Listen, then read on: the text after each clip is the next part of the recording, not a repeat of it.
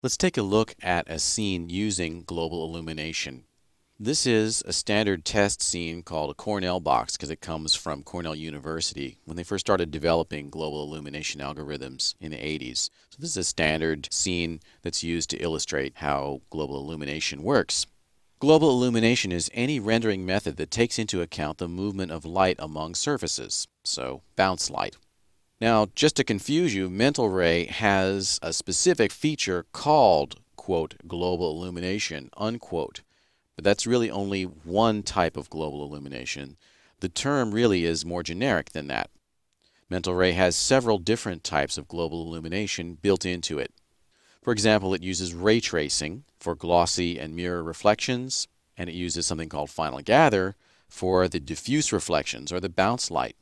So in this scene, you'll see there's only one light.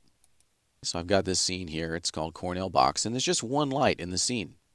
And none of the extra lights that you saw when I did my fakeosity. And I've already created some renderings of this from this camera view, so you'll be able to see what it looks like with global illumination turned on and off.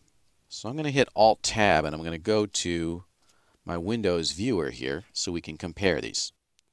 So this is a rendering with no global illumination. There's no ray tracing and no final gather in this scene. And you can see it doesn't look like much. We don't get any bounce light and we don't get any reflections. I'm going to step forward to the next file. Here's one that has ray tracing enabled. And now you'll see we get nice chrome reflections on our test objects. So this is ray tracing on, but final gather off. The next one we'll see here is final gather on, but ray tracing off. And what we've got is bounce light. We've got green splash inside these shadows here, red splash over here, but we don't have the chrome mirror reflections because ray tracing is disabled.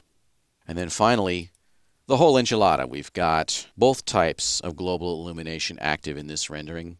We have final gather for the diffuse reflections and ray tracing for the specular or glossy reflections.